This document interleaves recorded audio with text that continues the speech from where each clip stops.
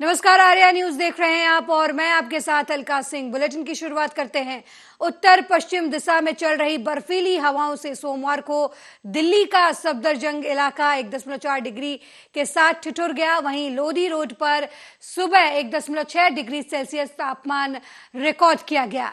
रविवार के बाद दिल्ली के न्यूनतम तापमान में सोमवार को भी भारी गिरावट दर्ज हुई। हालांकि धूप निकलने से लोगों को राहत जरूर मिली और आसमान भी बिल्कुल साफ रहा। अनुमान है कि दिन में धूप खिलने से मौसम सुहाना बना रहेगा, लेकिन ठंडी हवाएं चलती रहेंगी। पूरे सप्ताह के लिए मौसम विभाग ने येलो अलर्ट जारी किया है। हालांकि 19 जनवरी से तापमान में कुछ राहत मिलने की उम्मीद है।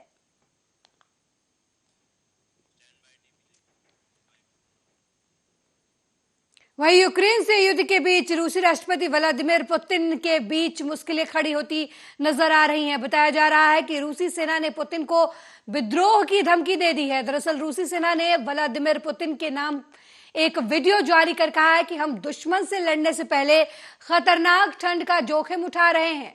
पुतिन के सैनिकों ने कहा कि पर्याप्त राशन और हथियार के बिना -25 डिग्री सेल्सियस में लड़ना असंभव है। वहीं पश्चिमी अधिकारियों ने भी पुष्टि की है कि रूस सैन्य उपकरण और राशन की कमी से जूझ रहा है, जिससे सैनिकों का मनोबल और प्रभावी ढंग से आगे बढ़ने की क्षमता प्रभावित हो रही है। खराब जीवन स्तर के खिलाफ खड़े होकर सैनिकों ने पुतिन से व्यक्तिगत रूप से उनके द्वारा उठाए गए मुद्दों को संबोधित करने की मांग की है। वीडियो में दिख रहे 2 दर्जन से अधिक सैनिकों की ओर से बोलते हुए रूसी सैनिक ने कहा कि ये अब -25 डिग्री है, हमें यहाँ बर्फ में रहना है, इसलिए राशन और हथियार की पूरी व्यवस्था की जाए। सैनिकों ने कहा कि हमारा नेतृत्व हमें धमकाता रहता है, ऐसे माहौल में काम करना मुश्किल हो गया है, स्थिति को सुधारने की जरूरत है।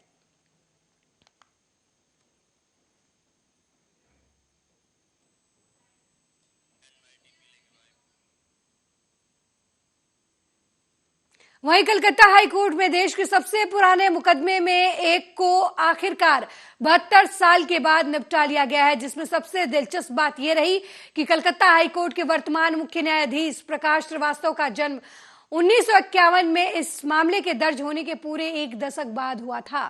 फिलहाल कलकत्ता उच्च न्यायालय को इस बात से राहत मिलेगी कि पूर्ववर्ती बेरहामपुर बैंक लिमिटेड को बंद करने की कार्रवाई से संबंधित मुकदमेबाजी समाप्त हो गई है। हालांकि अभी भी देश के अगले 5 सबसे पुराने लंबित मामलों में से 2 निपटाने के लिए बचे हुए हैं। उनमें से सभी 1952 में दायर किए गए थे। मीडिया रिपोर्ट के मुताबिक देश के बाकी सबसे पुराने 3 मामलों में 2 दीवानी मुकदमे बंगाल के मालदा की दीवानी अदालतों में चल रहे हैं और एक मद्रास हाई कोर्ट में लंबित है। मालदा की अदालत ने इन लंबे समय से चल रहे मुकदमों को निपटाने की कोशिश करने के लिए इस साल मार्च और नवंबर में सुनवाई की तारीख तय की है।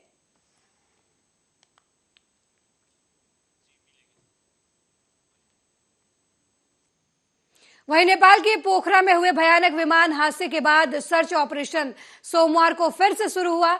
यहां 4 शवों की तलाश की जा रही है। रविवार देर रात तक मलबे से 68 शव बरामद किए गए हैं और खराब मौसम की वजह से रेस्क्यू ऑपरेशन पर रोक लगा दिया गया था।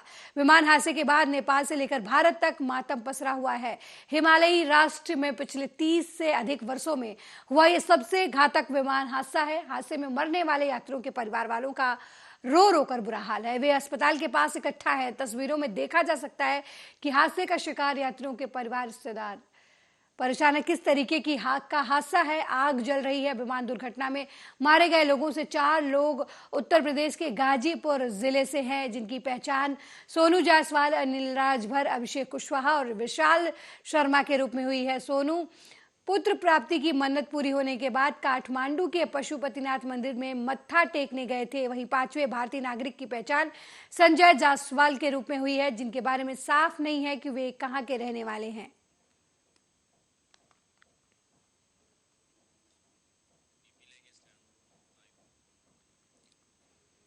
वहीं रायबरेली पुलिस अधीक्षक आलोक प्रियदर्शी के चलाए जा रहे अभियान के तहत ऊंचाहार पुलिस को बड़ी सफलता हाथ लगी है। लूट की घटना के 3 फरार आरोपी पुलिस के हत्थे चढ़ गए हैं। तीनों अपराधी क्षेत्र में लूट की वारदात को अंजाम देते थे, लेकिन उनके पुलिस के हाथ नहीं लग रहे थे। काफी दिनों से फरार चल रहे थे, लेकिन अब पुलिस ने उन्हें दबोच लिया, जिसकी वजह से जनता ने राहत की सांस ली है। आपको बता दें कि आरोपियों के पास से पुलिस को मोटरसाइकिल सहित अवैध तमंचा भी बरामद हुआ है।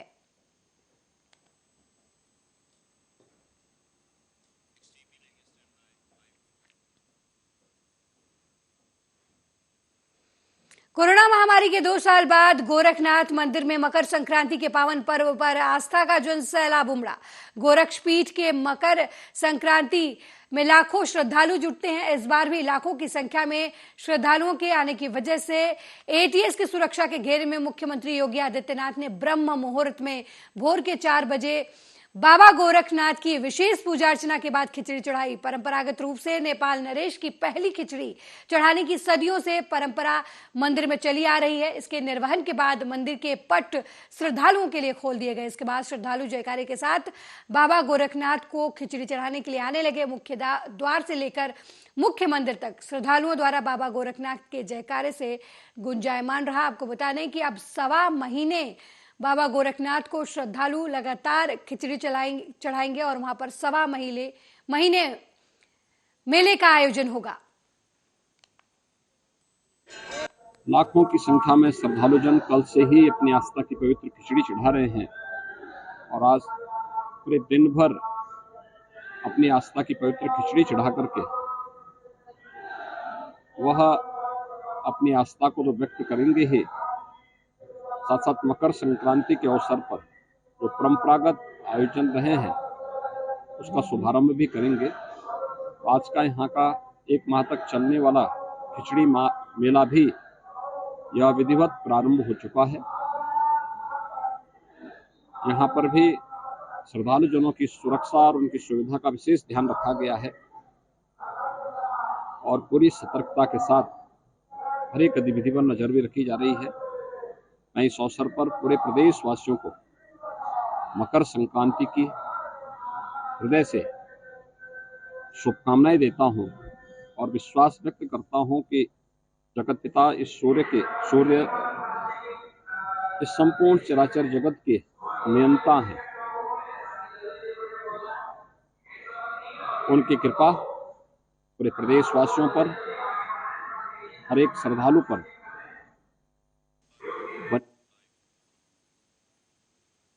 वहीं यूपी के हमीरपुर से चौंका देने वाला मामला सामने आया है, जहां युवक ने व्हाट्सएप पर तंग ना करे जिंदगी कसम हर जगह से हारा हूं स्टेटस लगाकर फांसी के फंदे से झूल गया। शहर कोतवाली इलाके के रहुनिया धर्मशाला में प्रद्युमन नाम का युवक किराए के कमरे में रहकर नेटवर्क कंपनी में काम करता था। आसपास के लोगों ने बताया कि सुबह प्रद्युमन टहलने के लिए गया हुआ था। वापस आने के बाद उसने करीब 7 बजे व्हाट्सएप पर स्टेटस लगाया और फांसी के फंदे से झूल गया। सूचना पर पहुंची पुलिस ने शव को कब्जे में लेकर पोस्टमार्टम के लिए भेज दिया। साथ ही आत्महत्या का कारण जानने में जुट गई। इस घटना से हर कोई हैरान है। पुलिस के मुताबिक युवक जालौन जिले के उरई के खरका गांव का रहने वाला बताया जा रहा है।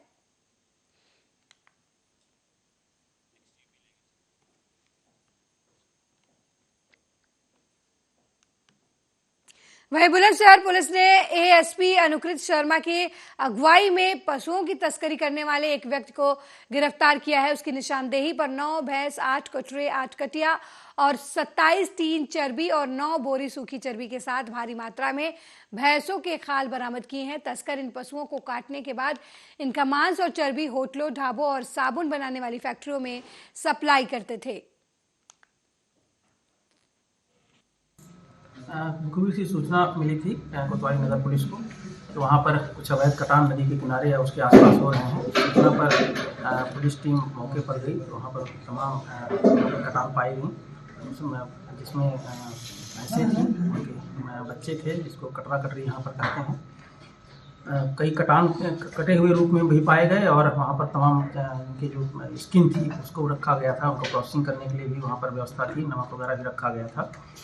इसके अतिरिक्त कुछ जिंदा पशु भी पकड़े गए थे, जिसमें से 9 भैंसें थीं, 8 कटिया थी, 8 कटरे थे और इनको वहाँ पर जब इकट्ठा किया गया, पूछताछ की गई, पता चला कि ये लोग इसको चोरी करके लाते हैं। और जब उनके बारे में और छानबीन की गई तो ये पता चला कि वहाँ पर अहमदगढ़ में और सिकंदराबाद में, हासू में, यहाँ तक कि दादरी में भी जो चोरियाँ हुई थी वो यहाँ पर उन पशुओं को लाया गया था। उन लोगों को सूचना दी गई, वो लोग आए और अपने पशुओं की पहचान की और उनको उनकी सुपुर्दी में दिया गया। वहाँ से मौके से आरिफ नामक एक व्यक्ति पकड़ा गया था। अन्य लोग जो थे वो फरार हो गए हैं, उनके विरुद्ध अभियोग पंजीकृत कर लिया। वहीं ऑल इंडिया मजलिस-ए-इत्तेहादुल मुस्लिमीन प्रमुख और हैदराबाद सांसद असदुद्दीन ओवैसी ने कहा कि इस्लाम ने भारत को लोकतंत्र का तोहफा दिया है। ओवैसी का एक वीडियो ट्वीट वायरल हो रहा है जिसमें हैदराबाद सांसद ओवैसी इस्लाम पर एक व्याख्यान देते हुए दिख रहे हैं। इसमें वो अंग्रेजी से हिंदी में अनुवाद करते हुए बताते दिख रहे हैं कि किस तरीके से इस्लाम ने लोकतंत्र को तोहफे में भारत को दिया। ओवैसी का ये वीडियो अब ट्वीट किया गया है। ब्लॉगिंग साइट ट्विटर पर ओवैसी का वीडियो यूजर्स का खासा ध्यान खींच रहा है और इस पर जमकर प्रतिक्रियाएं भी आ रही हैं। एक यूजर ने तंज कसते हुए कहा कि लोकतंत्र की तलाश 57 देश कर रहे हैं, ऐसे क्यों। वीडियो में असदुद्दीन ओवैसी कुछ जानकारी पढ़ते हुए कह रहे हैं कि इस मुल्क में जो आखिरी 3 कारवां आए थे वो इस्लाम के थे, जो यहाँ पर आए और बस गए। जिस तरह गंगा और यमुना मुख्तलिफ इलाकों में निकलती है, मगर कुदरत के कानून की वजह से जब वो मिलती है तो उसे संगम कहते हैं। हम अपने खजानों को लेकर आए यहाँ, हमने अपने बंद दरवाजे खोल दिए, हमने सब कुछ दिया। जो सबसे अजीम तोहफा इस्लाम ने इस मुल्क को दिया है वो तोहफा जमहूरियत का है। One of last 3 caravans following the footsteps of his predecessors was that of Follows Islam. माने जो इस मुल्क में आखिरी 3 कारवान आए थे वो इस्लाम के थे, जो यहां पर आए और यहां पर बस गए। फिर कहने वाले ने कहा कि this led to a meeting of the culture currents of 2 different races. Like the Ganga and Yamuna, they flowed for a while to separate courses. But nature's immutable law brought them together and joined them in a sangam. जिस तरह गंगा और यमुना मुख्तलिफ इलाकों से निकलते हैं, मगर कुदरत की वजह से, कुदरत के कानून की वजह से वो जब मिलते हैं तो उसको संगम कहते हैं। This fusion was notable event in history. Since then, destiny in her own hidden way began to fashion a new India in place of old. और फिर कहने वाले ने कहा कि we brought our treasures with us. हमने अपने खजानों को लेकर आया यहां पर। भारत में भी थे, लाकीमत खजाने थे। हम इस मुल्क ने ये अपने बंद दरवाजे खोल दिए और हमने उसको सब कुछ दिया। और जो सबसे अजीम तोहफा इस्लाम ने इस मुल्क को दिया। वहीं बुलंदशहर में 2 पक्षों में जमकर लाठी डंडे चले। इस मारपीट में कई लोग गंभीर रूप से घायल हो गए। पूरा मामला नरसेना थाना बुगरासी चौकी क्षेत्र के गांव निजामपुर बागर का बताया जा रहा है, जहां शराब के नशे में पैसे की लेन देन को लेकर 2 पक्षों में जमकर लाठी डंडे चले। वहीं घटना की जानकारी पाकर मौके पर पहुंचे पुलिस घायलों को इलाज के लिए अस्पताल में भर्ती करवाया और आरोपियों के खिलाफ मुकदमा लिखकर उनकी तलाश शुरू कर दी है।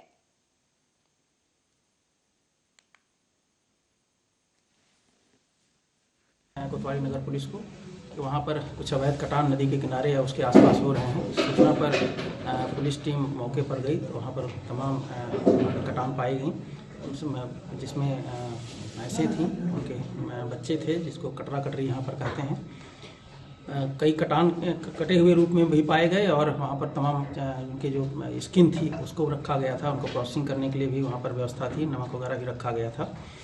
इसके अतिरिक्त कुछ जिंदा पशु भी पकड़े गए थे, जिसमें से 9 भैंसें थीं, 8 कटिया थी, 8 कटरे थे। इनको वहाँ पर जब इकट्ठा किया गया, पूछताछ की गई, पता चला कि ये लोग इसको चोरी करके लाते हैं। और जब उनके बारे में और छानबीन की गई तो ये पता चला कि वहाँ पर अहमदगढ़ में और सिकंदराबाद में, भासू में, यहाँ तक कि दादरी में भी जो चोरियाँ हुई थी वो यहाँ पर उन पशुओं को लाया गया था। उन लोगों को सूचना दी गई, वो लोग आए और अपनी पशुओं की पहचान किए और उनको उनकी सुपुर्दगी में दिया गया। वहीं बीएसपी प्रमुख मायावती का रविवार को जन्मदिन मनाया गया। बीएसपी चीफ के जन्मदिन पर बधाइयों का तांता लगा हुआ था। यूपी के सीएम योगी आदित्यनाथ और डिप्टी सीएम केशव प्रसाद मौर्य ने भी उन्हें जन्मदिन की शुभकामनाएं दी। इसके अलावा मायावती अपने जन्मदिन के मौके पर कार्यकर्ताओं को संबोधित भी किया। सीएम योगी ने रविवार को सुबह अपने आधिकारिक ट्विटर हैंडल से ट्वीट कर मायावती को जन्मदिन की शुभकामनाएं दी। उन्होंने लिखा कि बहुजन समाज पार्टी की राष्ट्रीय अध्यक्ष, उत्तर प्रदेश की पूर्व मुख्यमंत्री सुश्री मायावती जी को जन्मदिन की हार्दिक बधाइयां। प्रभु श्री राम आपके लिए उत्तम स्वास्थ्य की प्रार्थना है।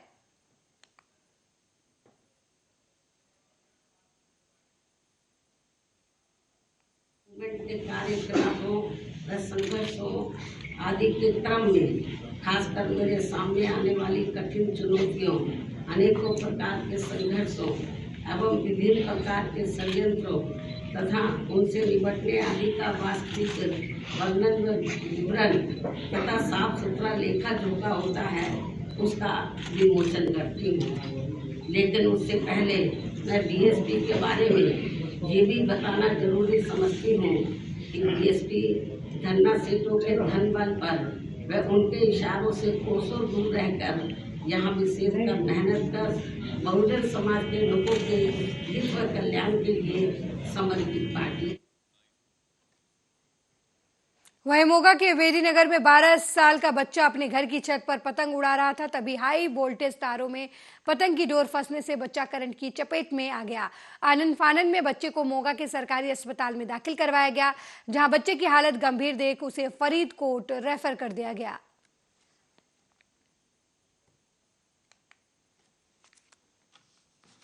ਬੱਚਾ ਪਤੰਗ ਉਡਾ ਰਿਹਾ ਸੀਗਾ ਜੀ, ਹਾਈ ਵੋਲਟ ਤਾਰਾ ਉਹਨਾਂ ਪਤੰਗ ਦੀ ਡੋਰ ਅਟੈਚ ਹੋ ਗਈ ਹੈ, ਬਲਾਸਟ ਹੋਇਆ ਬਹੁਤ ਤਕੜਾ ਤੇ ਬੱਚੇ ਚੋਸਿਆ ਕਾਫੀ ਬਰਨ ਹੋ ਗਿਆ ਸਾਰਾ।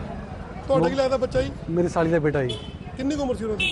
11 ਸਾਲ ਦਾ ਜੀ। ਕੋਈ ਚਾਈਨਾ ਡੋਰ ਵਗੈਰਾ ਪਤਾ ਲੱਗੀ? ਡੋਰ ਤੁਹਾਡੀ ਮੈਂ ਕਨਫਰਮ ਕਰਦਾ ਡੋਰ ਕਿਹੜੀ ਸੀਗੀ। ਤੇ ਬੱਚੇ ਦੀ ਹਾਲਤ ਕਿਸ ਤਰ੍ਹਾਂ ਹੁਣ? ਬੱਚਾ ਸੀਰੀਅਸ ਸੀ ਜੀ, ਫਰੀਦਕੋਟ ਰੈਫਰ ਕਰਤਾ ਸਿਵਲ ਵਾਲਿਆਂ ਨੇ ਜੀ। ਬਰਨ ਜ਼ਿਆਦਾ ਹੋ ਗਿਆ। ਆਸੇ-ਪਾਸੇ ਘਰਾਂ ਦੇ ਵਿੱਚ ਵੀ ਨੁਕਸਾਨ ਹੋਇਆ? ਹਾਂ, ਜਿਹੜਾ ਮੇਰਾ ਤਾਂ ਟੋਟਲੀ ਹੋ ਗਿਆ, ਆਸੇ-ਪਾਸੇ ਦਾ ਕਾਫੀ ਹੋਇਆ, सरकारी मीटर ही सड़ गए। तो कोई वहीं रेवाड़ी के ऐतिहासिक मोती चौक स्थित पुरानी सब्जी मंडी और गोलक गेट बाजार के करीब 90 फीट चौड़े बाजार की सरकारी सड़क पर हर रविवार को कुछ बाहरी लोग फड़ लगाकर अपना रोजगार चलाते हैं, लेकिन इन फड़ और रेहड़ी लगाने वालों से हजारों रुपए किराए की अवैध वसूली करते हैं वहां के दुकानदार, जो इन्हें अपनी दुकानों के सामने जगह देते हैं। इसकी वजह से बाजार में जाम की स्थिति उत्पन्न हो जाती है। स्थानीय लोगों की माने तो हर रविवार को यहां बाहरी लोगों द्वारा संडे बाजार में अतिक्रमण होता है और परेशानी होती है आम जनता को, जिनका यहां से पैदल निकलना भी दुर्भर हो जाता है। बाजार खुला हुआ है, लेकिन बाहर इंक्रोचमेंट नहीं करके लोगों ने और सुबह 9 बजे से ही चक्कर लगा रहे हैं। संडे को बाजार बंद रखने के आदेश दिए गए थे, लेकिन बाजार तो जस का तस खुला पड़ा है अभी। संडे को बाजार बंद करने का मतलब ये नहीं था कि अपनी दुकान नहीं बंद रखेंगे जी। बाहर जो पगडंडी पे फड़ लगाते हैं बाहर वाले, जो बाहर से आके लोग उनके लिए है ये। आप अपनी दुकान खोल सकते हो। कई जगह देखा गया है कि बाहर भी लगे हुए बड़े दुखी हैं जी इनसे। जो कमेटी वाले हैं वो आते हैं, कुछ कार्रवाई करते नहीं है और नंबर मांगे, मान लो उनको हटवाने के लिए तो नंबर के लिए मना कर देते हैं। अभी कितना बाजार खुला है, कितना आदेश है प्रशासन का? पूरा ही खुला हुआ है, कार्रवाई कहाँ हो रही है अब? तलवंडी में राज नर्सिंग के डॉक्टर दिनेश बंसल पर हुए हमले ने उस वक्त नया मोड़ ले लिया जब डॉक्टर दिनेश बंसल पर हुए हमले के रोष में डॉक्टर्स मेडिकल प्रैक्टिशनरों ने धरना लगा दिया, जिसमें हल्का विधायक प्रोफेसर बलजिंदर कौर भी शामिल हुए। इस मौके पर यहां मेडिकल एसोसिएशन के डॉक्टर्स ने घटना की निंदा करते हुए जल्द से जल्द कार्रवाई करने की मांग की और तलवंडी शहर की दुकानें बंद करवाई गई। तलवंडी साबो के डीएसपी बूटा सिंह गिल की पुलिस पार्टी ने धरना अधिकारियों को विश्वास दिलाया कि वो 24 घंटे में आरोपियों को गिरफ्तार कर लेंगे। परमजीत सिंह मेरा नाम है। सर की कहना चाहते हो डॉक्टर साहब जी घटना हुई है की ਤੁਹਾਡਾ ਐਕਸ਼ਨ ਹੈ ਜੀ? देखो जो घटना हुई बड़ी मंदभागी है, जिस दे विच कि अगर डॉक्टर्स ਦੇ ਲਈ ਇਹ ਤਲਵਾਰ ਲਮਕੇਗੀ ਤਾਂ ਉਹ ਕਿਵੇਂ ਪੀਸਫੁਲ ਮਰੀਜ਼ਾਂ ਦੀ ਸੇਵਾ ਕਰ ਪਾਉਣਗੇ। ਤੇ ਡਾਕਟਰਸ ਲਈ ਤਾਂ ਖੁਦ ਲਈ ਮਨ ਦਾ ਸੰਤੁਲਨ ਬਣਾ ਕੇ ਰੱਖਣਾ ਬਹੁਤ ਜ਼ਰੂਰੀ ਹੁੰਦਾ ਤੇ ਜੇ ਉਹਨਾਂ ਨੂੰ ਇਸ ਤਰ੍ਹਾਂ ਦੇ ਖਤਰੇ ਰਹਿਣਗੇ ਤਾਂ ਮੇਰਾ ਖਿਆਲ ਹੈ ਉਹਨਾਂ ਲਈ ਤਾਂ ਪ੍ਰੈਕਟਿਸ ਕਰਨੀ, ਲੋਕਾਂ ਦੀ ਸੇਵਾ ਕਰਨੀ, ਭਾਈ ਕਨ੍ਹਈਆ ਜੀ ਦੀ ਪੈਰੋਕਾਰਾਂ ਦੀ ਤਰ੍ਹਾਂ ਇੱਕ ਸਮਾਜ ਦੇ ਵਿੱਚ ਵਿਚਰਨਾ। ਪ੍ਰਧਾਨ ਤਲਵੰਡੀ ਸਾਬੋ, ਜੋ ਸਾਡੇ ਇਹ ਤਲਵੰਡੀ ਦੇ ਵਿੱਚ ਜੋ ਘਟਨਾ ਵਾਪਰੀ ਹੈ 7:15 ਵਜੇ ਕੋਈ ਆ ਕੇ ਉਹ ਪੀੜੀ ਦੇ ਵਿੱਚ ਅੰਦਰ ਆ ਕੇ ਗੋਲੀਆਂ ਚਲਾ ਦੇਣੀਆਂ, ਗੋਲੀਆਂ ਚਲਾ ਕੇ ਐ ਸ਼ਰੇਆਮ ਗੁੰਡਾਗਰਦੀ ਕਰਨੀ, ਇਹ ਬਹੁਤ ਮਾੜੀ ਭੁੱਟਭਾਗੀ ਬੜੀ ਮਾੜੀ ਗੱਲ ਹੈ ਜੀ। ਸਾਰੇ ਅਸੀਂ ਜੋ ਜਿੰਨਾ ਡਾਕਟਰੀ ਭਾਈਚਾਰਾ ਹੈ, ਲੈਬ ਤੇ ਯੂਨੀਅਨ ਤੇ ਕਮਰਸ ਯੂਨੀਅਨ, ਜਿਹਨੇ ਡਾਕਟਰ ਸਾਹਿਬ ਦੀ ਹੜਤਾਲ ਕਰਕੇ ਅਸੀਂ ਮੰਗ ਕਰਦੇ ਹਾਂ ਕਿ ਜੋ ਅਮਨ ਕਾਨੂੰਨ ਦੀ ਸਥਿਤੀ ਹੈ ਬਹੁਤ ਵਿਗੜ ਚੁੱਕੀ ਹੈ ਤੇ ਆਮ ਬੰਦੇ ਨੂੰ ਦੇਖੋ ਡਾਕਟਰਾਂ ਨੂੰ ਨਹੀਂ ਬਖਸ਼ਿਆ ਜਾ ਰਿਹਾ। ਤੇ ਟਾਈਮ ਵੀ ਕੋਈ ਇੰਨਾ ਨਹੀਂ ਸੀ। ਕਿਤੇ ਨਾ ਕਿਤੇ ਕਹਿੰਦੇ ਵੀ ਪ੍ਰਸ਼ਾਸਨ ਹੈ ਜਿਹੜਾ ਪੁਲਿਸ ਪ੍ਰਸ਼ਾਸਨ ਫੇਲ ਹੋਇਆ ਇੱਥੇ। ਫੇਲ ਆ ਜੀ, ਦੇਖੋ ਪਹਿਲਾਂ 2 ਮਹੀਨੇ ਪਹਿਲਾਂ ਵੀ ਇੱਥੇ ਫਰੋਤੀਆਂ ਮੰਗੀਆਂ ਗਈਆਂ, ਆ ਹੁਣ ਸ਼ਰਿਆਮ ਆ ਕੇ ਮੰਗਾ ਕਰਦੇ ਆ ਕੇ ਅੰਦਰ, ਫਿਰ ਅੰਦਰ ਆ ਕੇ ਮਾਰਨਾ ਬਹੁਤ ਵੱਡੀ ਗੱਲ ਆ ਜੀ। ਕੀ ਕਰ ਰਹੇ ਹੋ ਰੋਸ ਚ ਜੀ? ਅਸੀਂ ਰੋਜ਼ ਮਾਰਚ ਕੱਢਾਂਗੇ ਜੀ, ਧਰਨੇ ਲਾਵਾਂਗੇ। ਬੜੀ ਮੰਦਭਾਗੀ ਘਟਨਾ ਹੋਈ ਹੈ ਤਲਵੰਡੀ ਸਾਬੋ 'ਚ। ਡਾਕਟਰ ਦਿਨੇਸ਼ ਤੇ ਜਿਹੜੀ ਗੋਲੀ ਚੱਲੀ ਹੈ ਉਹਦਾ ਸਾਰੇ ਸ਼ਹਿਰ ਨਿਵਾਸੀ, ਸਾਰੀ doctor community, chemist union, lab union, doctor union ਤੇ IMA ਬਠਿੰਡਾ ਵੱਲੋਂ ਸਖਤ ਨਿੰਦਾ ਕੀਤੀ ਜਾਂਦੀ ਹੈ। OPD ਦੇ ਵਿੱਚ ਵੜ ਕੇ ਇਸ ਤਰ੍ਹਾਂ ਗੋਲੀ ਚਲਾਉਣਾ, ਇਦੋਂ ਮਾੜੀ ਕੋਈ ਗੱਲ ਹੋ ਨਹੀਂ ਸਕਦੀ। ਗੁੱਡ ਫੇਥ 'ਚ ਡਾਕਟਰ ਸਾਹਿਬ ਨੇ ਉੱਠ ਕੇ ਪੇਸ਼ੈਂਟ ਦੇਖਿਆ ਵੀ ਪੇਸ਼ੈਂਟ ਕੋਈ ਤਕਲੀਫ ਲੈ ਕੇ ਆਇਆ ਆਫ ਟਾਈਮ ਤੇ। ਇਸ ਤਰ੍ਹਾਂ ਬਹੁਤ ਵੱਡਾ ਵਿਸ਼ਵਾਸਘਾਤ ਇਹ ਮੈਡੀਕਲ ਕਮਿਊਨਿਟੀ ਨਾਲ ਹੋਇਆ। ਇਸ ਤਰ੍ਹਾਂ ਤਾਂ ਬਹੁਤ ਮੁਸ਼ਕਿਲ ਹੋ ਜਾਏਗਾ ਸ਼ਹਿਰ ਲਈ, ਕਮਿਊਨਿਟੀ ਲਈ, ਸਮਾਜ ਲਈ ਬੜੀ ਮਾੜੀ ਗੱਲ ਹੈ। ਤਲਵੰਡੀ ਸਾਬੋ 'ਚ ਗੱਲ ਕਰੀਏ, ਫਰੌਤੀਆਂ ਪਹਿਲਾਂ ਵੀ ਹੋਈਆਂ, ਕਿੰਨੀਆਂ ਘਟਨਾ ਕਿਵੇਂ ਲੈਂਦੇ ਹੋ ਤੁਸੀਂ? ਉਹ ਇਹਦੀ ਵਜ੍ਹਾ ਕੀ ਸੀ ਉਹ ਹਲੇ ਨਹੀਂ ਪਤਾ। ਜਿਹੜਾ ਬੀਤੀ ਰਾਤ ਰਾਜ ਨਰਸਿੰਗ ਹੋਮ ਨੱਤ ਰੋਡ ਤਲਵੰਡੀ ਸਾਬੋ ਜਿਹੜਾ ਕਲੀਨਿਕ ਆ, ਉੱਥੇ ਡਾਕਟਰ ਰਜੇਸ਼ ਬਾਂਸਲ ਜਿਹੜਾ ਕਲੀਨਿਕ ਨੂੰ ਚਲਾਉਂਦੇ ਨੇ, ਤਾਂ ਕਰੀਬ 7:30 ਵਜੇ ਜਿਹੜਾ ਹੈ 2 ਨੌਜਵਾਨ ਉਹਨਾਂ ਦੇ ਕਲੀਨਿਕ ਤੇ ਪੇਸ਼ੈਂਟ ਦੇ ਤੌਰ ਤੇ ਆਏ। ਤਾਂ ਪਹਿਲਾਂ ਉਹਨਾਂ ਨੇ ਆਪਣੀ ਪਰਚੀ ਕਟਵਾਈ ਰਿਸੈਪਸ਼ਨ ਤੋਂ, ਫਿਰ ਉਹ ਡਾਕਟਰ ਦੇ OPD ਰੂਮ ਦੇ ਵਿੱਚ ਚਲੇ ਗਏ। ਉੱਥੇ ਜਿਹੜਾ ਹੈ ਡਾਕਟਰ ਸਾਹਿਬ ਨਾਲ ਗੁੱਥਾ ਗੁੱਥਾ ਹੋਏ ਅਤੇ ਉਹਨਾਂ ਚੋਂ ਇੱਕ ਬੰਦੇ ਨੇ ਜਿਹੜੀ ਡਾਕਟਰ ਸਾਹਿਬ ਨੂੰ ਉਹਨੇ ਲੱਤ ਦੇ ਵਿੱਚ ਗੋਲੀ ਮਾਰਤੀ, ਜਿਸ ਨਾਲ ਡਾਕਟਰ ਸਾਹਿਬ ਜਿਹੜਾ ਹੈ ਲਹੂਲੁਹਾਨ ਹੋ ਕੇ ਉੱਥੇ ਡਿੱਗ ਪਏ। ਤਾਂ ਉਹਨੇ ਪਰਿਵਾਰਿਕ ਮੈਂਬਰਾਂ ਤੇ ਜਿਹੜਾ ਹੈ ਹਸਪਤਾਲ ਦੇ ਵਿੱਚ ਹਾਜ਼ਰ ਸਟਾਫ ਨੇ ਉਹਨਾਂ ਨੂੰ ਚੱਕ ਕੇ ਬਠਿੰਡਾ ਹਸਪਤਾਲ ਪਹੁੰਚਾਇਆ। ਜੋ ਇਹ ਘਟਨਾ ਹੋਈ ਸਾਨੂੰ ਫੋਨ ਆਇਆ ਤਾਂ ਮੈਂ ਤੁਰੰਤ ਆਪਣੀ ਫੋਰਸ ਨਾਲ ਲੈ ਕੇ SHO ਤਲਵੰਡੀ ਸਾਬੋ ਇੰਸਪੈਕਟਰ ਗੁਰਦੀਪ ਸਿੰਘ ਤੇ ਥਾਣੇਦਾਰ ਸਾਹਿਬਾਨ ਨੂੰ ਨਾਲ ਲੈ ਕੇ हस्पताल पहुंच। वहीं BSP सुप्रीमो मायावती के जन्मदिन को संगम नगरी में भी धूमधाम से मनाया गया। आपको बता दें कि बसपा सुप्रीमो के जन्मदिन का कार्यक्रम जो आयोजित किया गया वो बाहुबली सांसद अतीक अहमद के परिवार की तरफ से किया गया। अतीक के परिवार ने केक काटकर मायावती को जन्मदिन की बधाई दी और उनके लंबी उम्र की कामना की। हाल ही में BSP में शामिल हुई अतीक की पत्नी साइंस्ता परवीन ने इस मौके पर मायावती को 1000 साल जीने की शुभकामनाएं दी। उन्होंने इस मौके पर दलितों और मुसलमानों से एक दूसरे की मदद कर मायावती का हाथ मजबूत करने की अपील की। इस मौके पर सांस्कृतिक कार्यक्रम भी आयोजित किया गया।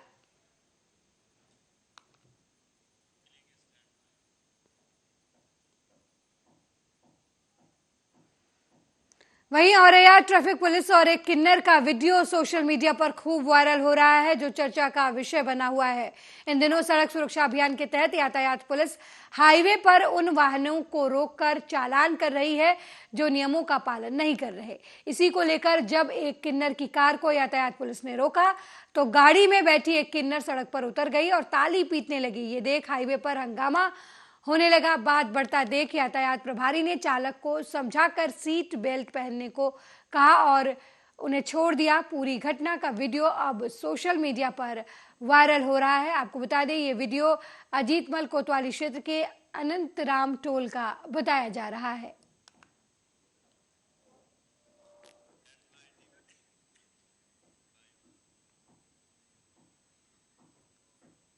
वहीं दिल्ली समेत पूरे उत्तर भारत में कड़ाके की ठंड का कहर लगातार जारी है। ठंड और कोहरे की वजह से सबसे ज्यादा ट्रेनें और यातायात प्रभावित हो रहा है। रेलवे की ज्यादातर ट्रेनें देर से चल रही हैं। कुछ राज्यों में 2 दिनों तक का येलो अलर्ट भी जारी कर दिया गया है। आज सोमवार सुबह दिल्ली में इस मौसम का सबसे कम तापमान दर्ज किया गया।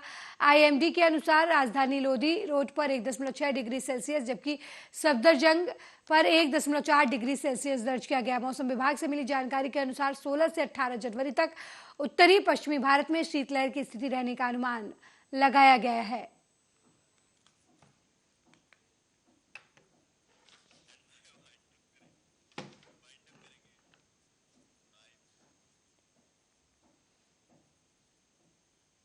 मेरे साथ इस बुलेटिन में फिलहाल इतना ही। देश दुनिया की तमाम खबरों को देखने के लिए देखते रहिए आर्या न्यूज। नमस्कार।